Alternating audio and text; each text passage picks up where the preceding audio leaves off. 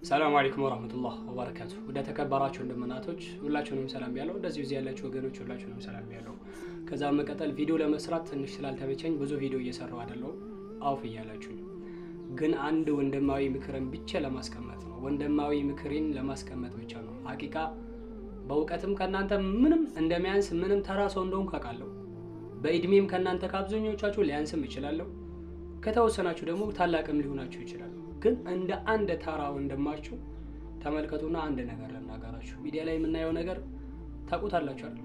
ያው ሚዲያ ነው አውቀዋለሁ፣ እረዳዋለሁ። ግን ቢሆንም አንዳንዴ በማትፈልጉበት በኩል ሲመጣባችሁ ትንሽ ውስጣችሁን ሊያማችሁ ይችላል። ግን አንድ ነገር ልናገራችሁ። ሐሳቤን በአንድ በቁርአን አንቀጽ ልጀምረው። ምዕራፍ 26 ከቁጥር 80 አካባቢ ላይ ሱረቱ ሹዓራ ላይ ማለት ነው አምላካችን አላህ አንድ የሚናገረን ንግግር አለ። የውመ ላ የንፈዑ ማሉ ወላ በኑን፣ በዚያ ቀን እኮ ገንዘብ ንብረት ወይንም ልጅ የሚባለው ነገር ምንም ሊጠቅማችሁ አይችልም። ንብረት የሚባለውን ዑለማዎች ሲያብራሩ ምን ይላሉ? ይሄ ዝም ብሎ መኪና ስላለ ወይንም የሆነች ጊዜያዊ ጥቅም ስላለች ወንበር ምናምን ሳይሆን የስልጣን ጎጆ ምናምን ሳትሆን ምድርን የሚሞላ ወርቅ እንኳ ቢኖርህ ይላሉ ዑለማዎች፣ ያን ንብረት እንኳ ቢኖርህ ምንም አይጠቅምህም። ኢላ መን አተላህ በቀልቢን ሰሊም፣ ላንተ አላህ ንጹህ ልብን የሰጠህ አላህን ፈሪ የሆነች ንጹህ ልብ ብትኖርህ እንጂ ያንተ ንብረት ገንዘብህና ሀብት የሚባለው ነገር ተሰብስቦ ልጆችም ተጨምሮ ምንም አላህ ዘንድ ላይ ሊጠቅሙ አይችሉም። ወኡዝሊፈቲል ጀነቱ ሊልሙተቂን፣ ጀነት የምትባለው ዓለም ራሱ የተዘጋጀችው አላህን ለሚፈሩ ንጹህ ልብ ላላቸው ሰዎች እንጂ ሀብታም ለሆኑ ወይንም ጊዜያዊ ስማቸውን ለገነቡ ሰዎች አይደለም ነው ዓላማው። ገባችሁ? የተረዳችሁ ይመስለኛል ሀሳቤ።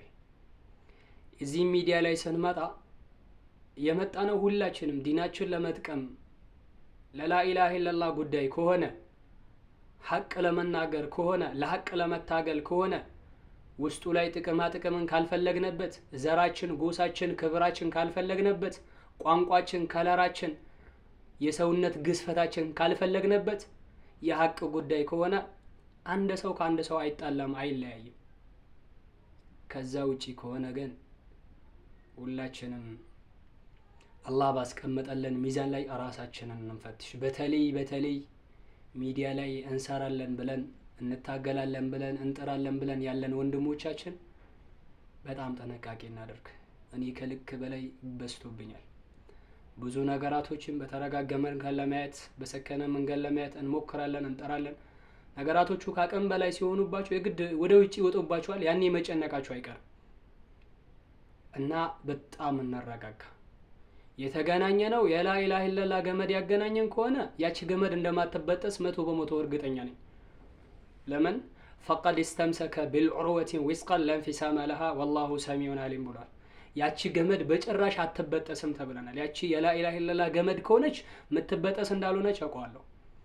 ጊዜያዊ የክብር የዝና ጉዳይ የጥቅማ ጥቅም የዚች ነገር ወይንም የሆነ ሰዎችን በሆነ ነገር አስመስለን ራሳችን ክብራችንን ገንብተን እየተጠቀምን ከሆነ ግን የሆነ ቀን እንወርዳታለን፣ የሆነ ቀን እንሽቆለቆላለን። ዛሬ የተሰቀልንበት ተራራ ነገ ወደ ታች እንፈጠፈጣለን። ስለዚህ ሁላችንም ራሳችንን እንፈትሽ። ምንም ነገር ማውራት አልፈልግም፣ ግን የሚለው ከፊት ለፊቱ በጣም ብዙ ማብራሪያ ያለው ጨርሻለሁ። ሰላም አለይኩም ወራህመቱላሂ ወበረካቱ።